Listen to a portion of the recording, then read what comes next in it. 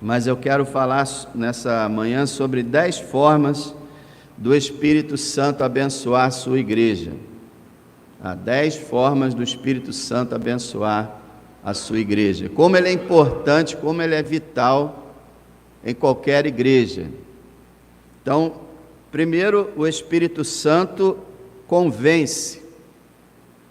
Nosso Senhor disse assim: quando ele vier, convencerá o mundo do pecado e da justiça e do juízo. Nós só fazemos parte da igreja porque um dia o Espírito Santo nos convenceu. E convencer um homem de que ele é pecador é uma obra divina, é uma obra que só pode ser realizada pelo Todo-Poderoso, porque todo homem se considera bom em si mesmo, mas foi o Espírito Santo que veio até nós e nos convenceu que somos pecadores, que teríamos que enfrentar a justiça divina e o juízo final. Então, cada crente começou a ser crente quando viu que era pecador. E foi o Espírito Santo que fez isso. O Espírito Santo também, em segundo lugar, ele regenera. Ele regenera. Falando a Tito, o apóstolo Paulo escreve que ele nos salvou pela lavagem da regeneração e da renovação do Espírito Santo. Tito 3,5. Olha, Deus nos salvou pela lavagem da regeneração e da renovação do Espírito Santo. A regeneração é uma obra do Espírito Santo. Lembra que o Senhor falou: se alguém não nascer da água e do Espírito, não pode entrar no reino de Deus. O que é nascido da carne é carne, o que é nascido do Espírito é Espírito. Então o Espírito Santo é que regenera a pessoa, porque um morto não pode regenerar a si mesmo. Então nós nascemos de novo como resultado da obra do Espírito Santo. Então veja, nos tornamos crentes por causa do Espírito Santo. Fomos convencidos da nossa necessidade e fomos regenerados por Ele. Portanto, se não houvesse o Espírito Santo, nem igreja haveria. Todos os membros das igrejas, eles foram obra do Espírito Santo. Terceiro, o Espírito Santo habita. Depois que ele convence, regenera, ele passa a habitar no crente. O apóstolo, escrevendo 1 Coríntios 3,16, diz: vocês não sabem que são o templo de Deus e que o Espírito de Deus habita em vocês? Então, pelo menos 3 textos iguais a esse tem na Bíblia. O Espírito Santo reside em nós. E o que é misterioso nesse assunto é que o Senhor Jesus falou que o Pai e Ele habitariam em nós. Então, pelo Espírito Santo, a Trindade divina está em nós. Isso é algo assim impressionante, irmão.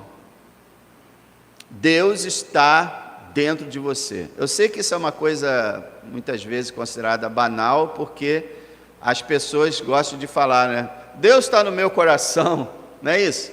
Todo mundo fala isso. Muitos incrédulos falam isso. Deus está no meu coração. Não, Deus está dentro de mim. Não é verdade.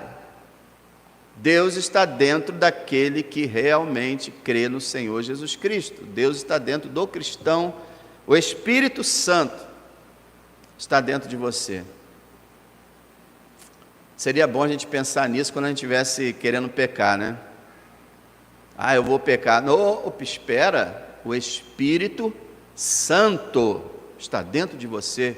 Como você cometerá um pecado ofendendo um ser tão grandioso, pecando aos olhos dele, fazendo, como Paulo disse em 1 Coríntios 6, fazendo que o Espírito Santo participe da sua prostituição. Quando Paulo fala, quando uma pessoa deita-se com alguém que não é o seu cônjuge, está se prostituindo e está levando o Espírito Santo para estar contemplando um ato desse. Então, o Espírito Santo habita no crente. Deixa eu te fazer uma pergunta. Você sabe disso porque está escrito na Bíblia somente, ou porque você tem experiência do Espírito Santo na sua alma? Já parou para pensar nisso? Já falei aqui há um tempo atrás, o Espírito Santo ele é tão poderoso, tão grandioso, tão especial, que seria impossível que ele habitasse dentro de alguém e esse alguém não soubesse. Seria impossível que o Espírito do Deus vivo residisse em alguém e não se manifestasse. Então nós temos que sondar o nosso coração, o nosso interior, a nossa alma e vermos se existem sinais, traços, indícios da presença do Espírito Santo. E a presença do Espírito Santo não é distinguida, não é notada principalmente por alguma experiência esotérica, embora isso possa acontecer, certas experiências espirituais, mas a melhor forma de detectar a presença do Espírito dentro de nós é o que nós pensamos e como nós agimos. Agimos de acordo com a vontade dEle, temos um comportamento compatível com a natureza dEle, nos entristecemos quando erramos, temos uma tendência a desejar as coisas santas de Deus, valorizamos Cristo mais do que tudo, honramos a Deus Pai, desejamos sair desse mundo tenebroso e entrar na glória celestial. Todas essas coisas vão nos dizer se temos o Espírito Santo ou não, mas o fato é que Paulo fala em Romanos 8, se alguém não tem o Espírito de Cristo, esse tal não é dele. Então, todo aquele que é cristão tem o Espírito Santo. Houve uma discussão há décadas atrás, um ramo da igreja costumava falar sobre o outro ramo da igreja, eles não têm o Espírito Santo. Não é verdade, se alguém não tem o Espírito Santo, nem é crente. Você pode dizer assim, o Espírito Santo não se manifesta entre eles como se manifesta em outro lugar. Aí a gente entende, mas não podemos dizer que um cristão não tem o Espírito Santo, porque todo aquele que é cristão tem o Espírito Santo. Agora, uma coisa é ter o Espírito Santo, a outra coisa é ser cheio do Espírito Santo. Isso é, o Espírito Santo te controlar de uma tal maneira que você vá realizar a sua vontade. Então o Espírito Santo habita em você, irmão. Outra coisa, você se espanta com isso? É algo assim maravilhoso aos seus olhos? Ou você tem como comum? Nada demais, o Espírito Santo habita em mim. Isso é quase que inexplicável. Como que o Espírito Santo pode habitar dentro de pecadores? Somos cristãos, somos santos, mas ainda somos também pecadores. E o Espírito que é puro, puríssimo, impecável, santíssimo, ir conosco, dentro de nós, por onde quer que formos, é maravilhoso. Ele habita, ele não fica só ao redor, acima, atrás, do lado, ele habita, ele está dentro. Quarto lugar, o Espírito Santo santifica. 1 Pedro 1:2, eleitos segundo a presciência de Deus Pai, em santificação do Espírito. Bom, se o Espírito é santo, e se ele habita em nós, ele vai agir. E ele vai agir produzindo santidade em nós. Santificação, esse processo maravilhoso de moldar o nosso caráter à imagem de Cristo.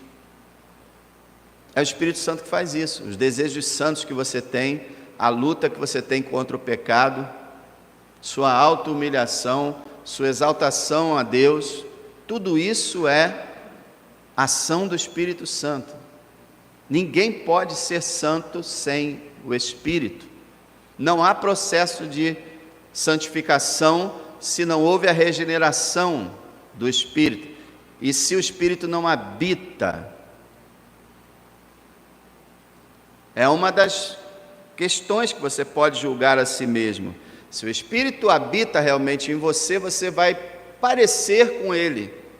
Você vai querer as coisas boas e agradáveis de Deus e vai resistir às tentações carnais.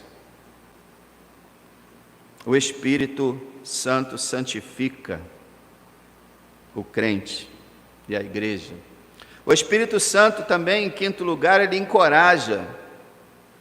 O Espírito Santo encoraja o crente. O Senhor falou assim no capítulo 14 de João, verso 16: Eu rogarei ao Pai, Ele lhes dará outro Consolador, para que fique com vocês para sempre. Notou essa palavra outro? Muita gente que não nota isso, né? O Senhor Jesus estava no dia da ceia, um dia depois ele seria crucificado, morreria, ressuscitaria, subiria aos céus, assentaria à destra de Deus, e ao assentar à destra de Deus, 10 dias depois da sua ascensão, ele envia o Espírito e o chama de Consolador, mas o chama de outro Consolador. Isso significa que o próprio Cristo é um Consolador e foi um Consolador dos seus discípulos na terra. Consolador, irmão, não é aquela pessoa que fica assim, tadinho, tadinho, tadinho, não chora não, coitadinho, não é isso. A palavra consolar vem de uma raiz que quer dizer fortalecer, por isso que eu botei aqui encorajar. O Espírito Santo encoraja, infunde poder, vitalidade, para que a gente possa enfrentar as tribulações e as tentações. A palavra consolador, ela significa a mesma palavra paráclito, para advogado, defensor, e o sentido é aquele que está ao lado de. Então veja, o Espírito habita em nós, mas está ao nosso lado também, no sentido de que Ele é por nós. Ele está ali como nosso companheiro para dizer, vai que eu te ajudo, eu estou com você. Então esse sentido, ele é o confortador, o grande defensor das nossas vidas, aquele que nos fortalece, nos encoraja, é o Espírito Santo. É maravilhoso que o Senhor subiu, né? E ele disse assim, antes de subir para o seu povo, não vos deixarei órfãos. Eu não vou embora e deixar vocês sozinhos. Ele foi e enviou o outro Consolador, que é o Espírito de Deus, que é a própria presença de Cristo em nós, porque o Espírito Santo também é chamado de Espírito de Cristo. A Trindade, irmãos, é um mistério muito grande, é um Deus, são 3 pessoas, mas eles são tão ligados, como disse o Senhor, praticamente quando um faz uma coisa, o outro faz junto. Então, um representa o outro, é algo assim impressionante. Então, se você se sente desanimado, se sente cansado, abatido ou ansioso, busque o encorajador, aquele que te anima, que está dentro de você. Ele te encoraja. Em sexto lugar, o Espírito Santo ensina. E como a gente precisa de ensino, né? Na verdade, a gente aprende na Bíblia que a gente cresce espiritualmente aprendendo.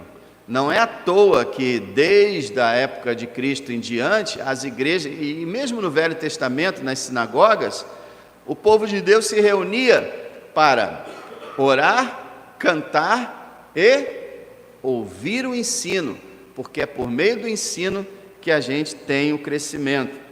E o Senhor falou também naquela noite, em João 14, 26, ele disse assim, mas aquele Consolador, o Espírito Santo, que o Pai enviará em meu nome, lhes ensinará todas as coisas, e lhes fará lembrar de tudo quanto lhes tenho dito. Veja, Ele ensinará todas as coisas. E o Senhor estava dizendo o seguinte, como Ele disse para os seus discípulos: tenho muito que vos dizer, mas não posso dizer agora que vocês não têm como suportar. Então, o Espírito Santo, por meio dos seus apóstolos, é que falaria aquilo que o Senhor não completou, aquilo que Ele não ensinou claramente ou de forma exaustiva. O Espírito Santo diz, ensinaria todas as coisas e faria ainda lembrar o que Cristo disse. Alguém às vezes pergunta, né? Poxa, como é que os apóstolos lembraram de tudo que Jesus falou? João, por exemplo, ao escrever 4 capítulos, 3 discursos e uma oração, como é que ele decorou tudo que Jesus falou? Esses capítulos sendo lidos, sei lá, deve durar uns 20 minutos lendo. Ele decorou tudo? Não. O Espírito Santo fará lembrar tudo quanto eu disse. Lembra que os apóstolos foram inspirados por Deus para escrever a Escritura? Nesse momento da inspiração, eles receberam capacidade para recordar e registrar cada palavra, cada evento, cada acontecimento na vida do nosso Salvador Jesus. Tudo o Espírito Santo lembrou. Aliás, irmãos, o Espírito Santo, se formos falar estritamente, ele é o autor da Bíblia. Pedro escreve que as Escrituras, né, foram compostas pelos profetas, pelos homens de Deus, homens santos de Deus que falaram no passado. O Espírito Santo que os guiou, que os moveu a escrever o que eles escreveram. Então, irmão, o Espírito Santo ensina.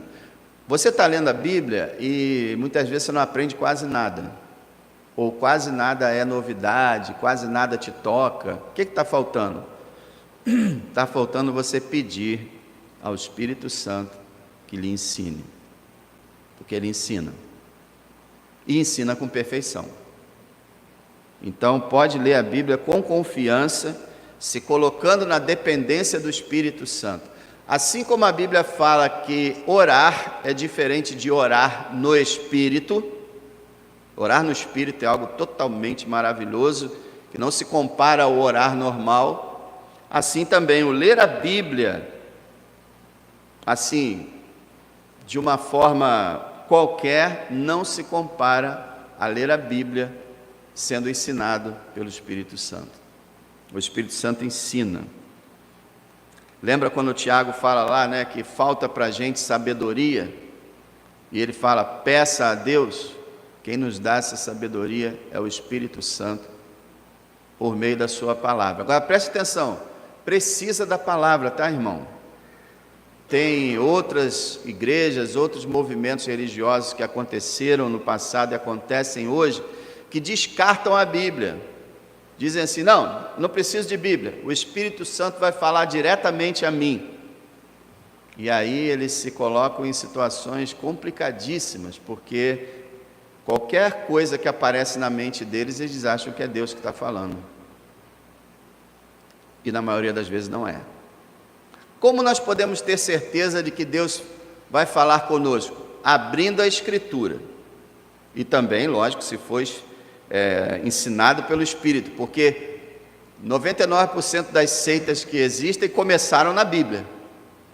Pessoas lendo a Bíblia erradamente, torcendo o significado dela, criaram seitas. Então peça ao Espírito Santo para te ensinar e aprenda de verdade. Em 7º lugar, o Espírito Santo fortalece o seu povo, principalmente na área do testemunho. Uma das principais referências ao Espírito de Deus, Atos 1, verso 8, o Senhor fala, mas receberão o poder do Espírito Santo que há de vir sobre vocês e serão minhas testemunhas, tanto em Jerusalém como em toda a Judéia, Samaria e até os confins da terra. Olha o que o Senhor falou, vocês vão receber, na nossa versão vem virtude, né? Não está errada a palavra virtude, também significa isso. Mas o outro significado dessa palavra é mais forte nesse verso.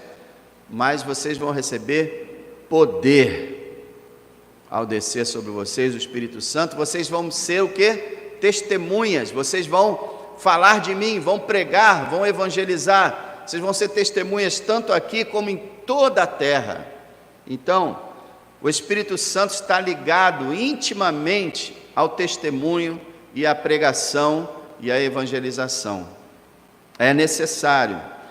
Tanto assim que em Lucas ele fala assim: fiquem em Jerusalém até que do alto sejam revestidos de quê? Poder.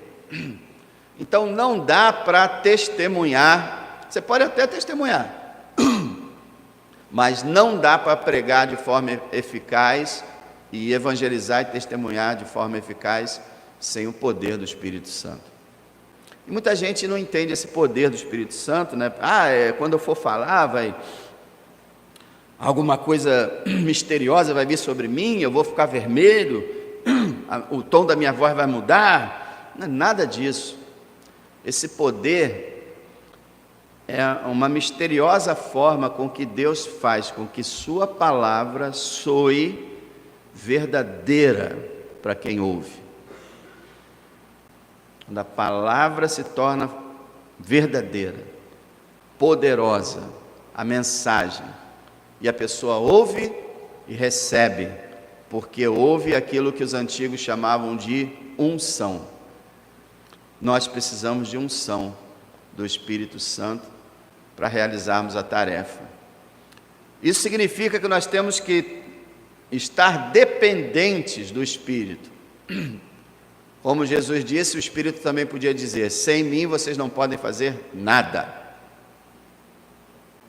Então, irmãos, que possamos pedir esse poder, porque o Pentecostes não repete mais, mas aquele poder repete sim. Na história da igreja, ele se chamou avivamento, e foi derramado centenas de vezes, até hoje ainda é derramado em certos lugares.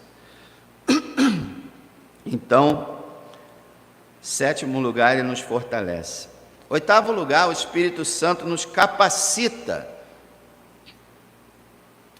Ele capacita a igreja para realizar a sua obra.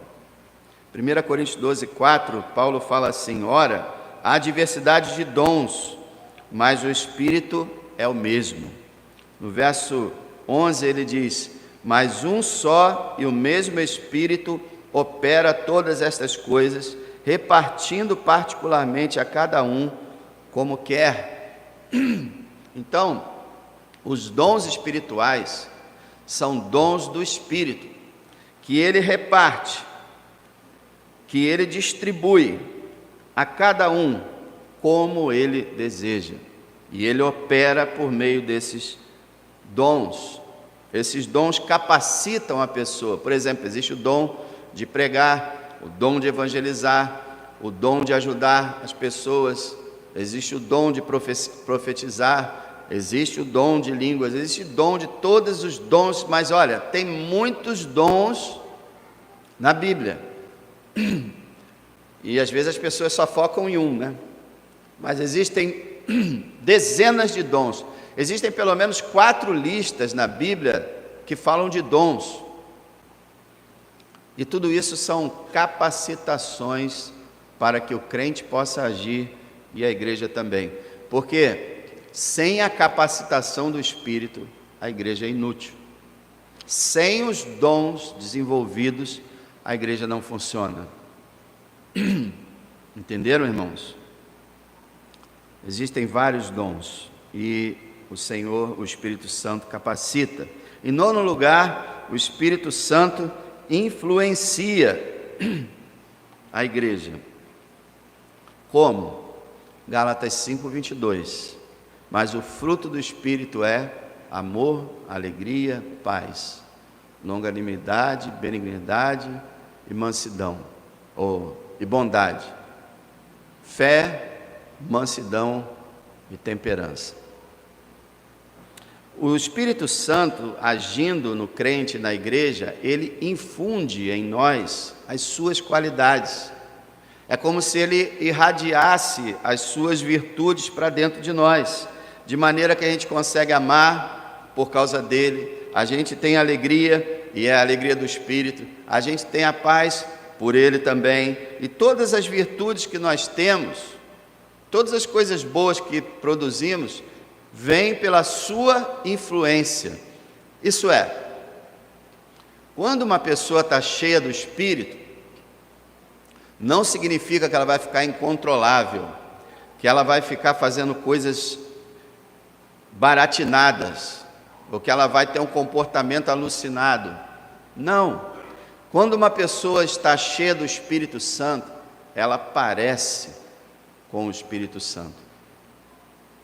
O Espírito Santo a controla, a toma e a usa. Então, a pessoa que está cheia do Espírito, está cheia de amor por Deus e pelos irmãos, está cheia de humildade, está cheia de fé, está cheia de esperança, está cheia de perseverança. São os frutos do Espírito, ou o fruto do Espírito. São diversas qualidades. Paulo aqui não fez uma lista exaustiva, irmãos. Imagine todas as virtudes elencadas de Gênesis a Apocalipse, todas. O Espírito Santo as tem. E conforme você vai sendo cheio dele, conforme ele vai tomando você, ele vai agindo por seu intermédio e você vai sendo cheio de virtudes por ele. Então, quando o Espírito age, há poder; quando o Espírito age, há virtude, e ele influencia diretamente o seu povo. Aí a pessoa consegue perdoar, consegue amar o inimigo, consegue ter paciência. É uma coisa maravilhosa. É o Espírito de Deus. Então, vamos pensar numa coisa?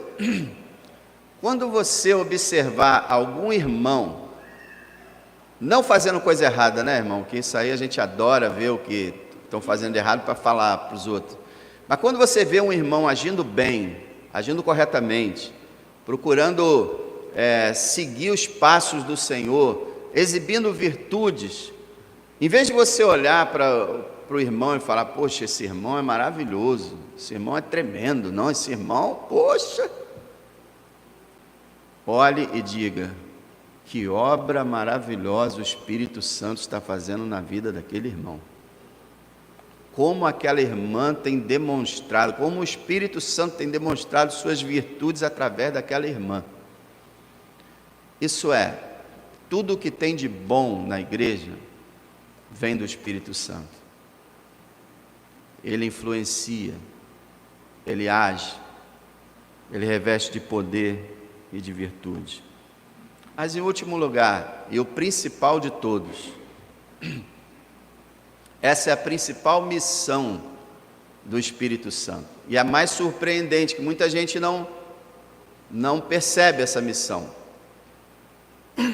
Eu mesmo aqui falando dele, o Espírito Santo, ele poderia bem dizer assim: você está falando a verdade, mas não é bem o que eu queria, não. Porque o Espírito Santo tem um propósito e um projeto bem diferente do que se pensa. Em 10º lugar, o Espírito Santo exalta. Exalta. Exalta quem? A si próprio? Não. Exalta a igreja? Não. Exalta o crente? Não. Ele vive para exaltar, e a gente deve viver assim, hein? Viver para exaltar. Mas quem ele exalta? Qual é o trabalho dele quando ele reveste de poder, de virtude, de sabedoria para que a igreja haja? Como é que ele quer que a igreja haja? Esse eu peço que vocês abram, João 16,14. Abre aí se você puder. João 16,14.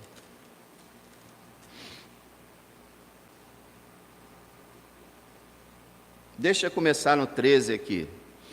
João 16, 13. Mas, quando vier aquele Espírito da verdade, ele vos guiará em toda a verdade, porque não falará de si mesmo, mas dirá tudo o que tiver ouvido e vos anunciará o que há de vir. Ele me glorificará, porque há de receber do que é meu e vou-lo há de anunciar. Cristo disse, o cabeça da igreja, que o Espírito Santo glorificará o Filho.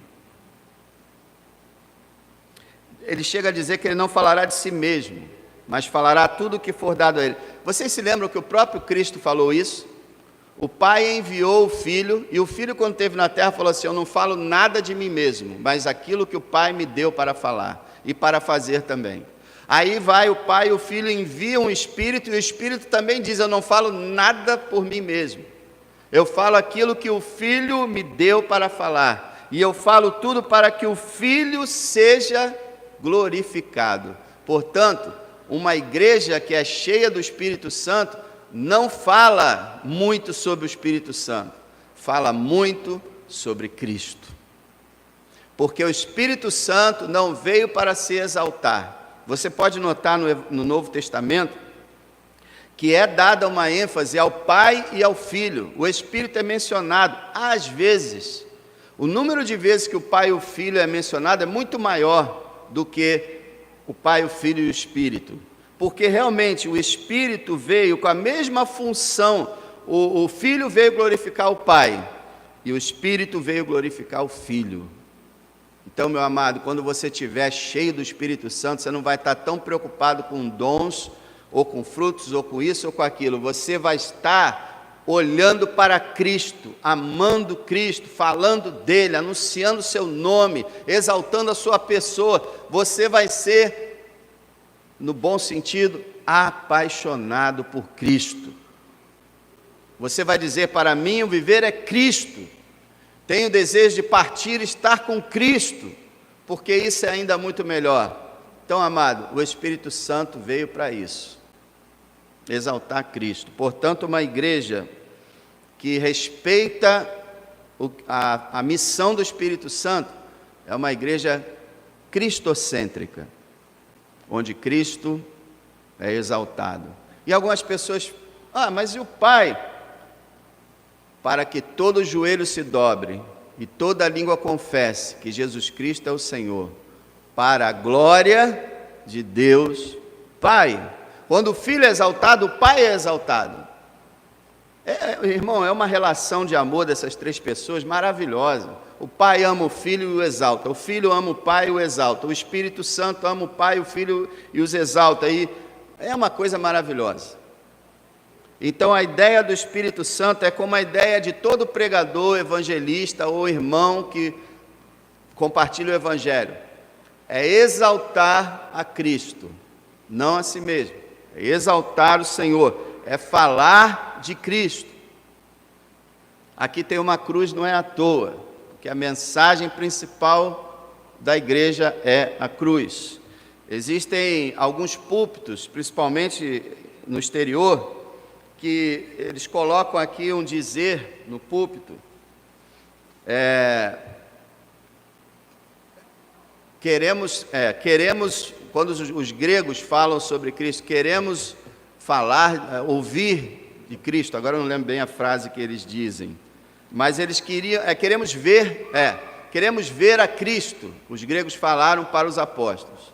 Então, quando a pessoa vem pregar, ela está subindo aqui, aí ela lê aqui, queremos ver Cristo. E é isso que o Espírito Santo vem fazer na igreja, fazer com que toda a igreja anuncie Cristo, o Salvador. Essa é a principal missão do Espírito Santo. Portanto, ela é quase uma espécie de agente secreto, no sentido de que ele age muito secretamente. Ele age sem alardear a si mesmo, mas glorificar o Senhor. Eu quero te perguntar nessa manhã, você tem o Espírito? Todos aqui são membros de igreja, mas a minha pergunta é, você tem o Espírito? Que você possa ter cada vez mais dele, que você possa agradecê-lo e louvá-lo. Você pode também orar ao Espírito, você pode orar ao Filho, embora a recomendação bíblica, o padrão bíblico é orar ao Pai em nome de Cristo, pela unção e poder do Espírito Santo, mas eles são três pessoas divinas, e você pode falar com um deles, pedindo ajuda, pedindo auxílio, e com certeza você será ouvido e atendido. Que você, irmão, possa valorizar o Espírito de Deus que habita em você. Que você possa pedir o seu auxílio, sua ajuda, e como disse Paulo, enchei-vos do Espírito. O Espírito não é uma água, não é um gás que vai encher o teu corpo, não é nada disso. Encher-se do Espírito significa ser controlado pelo Espírito. O Espírito está poderosamente agindo na sua vida.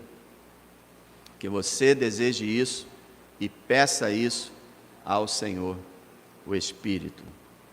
Pentecostes foi o início de tudo. Sem ele, não haveria igreja. Então, louvado seja o Espírito Santo de Deus. Senhor bendito, queremos te honrar e te glorificar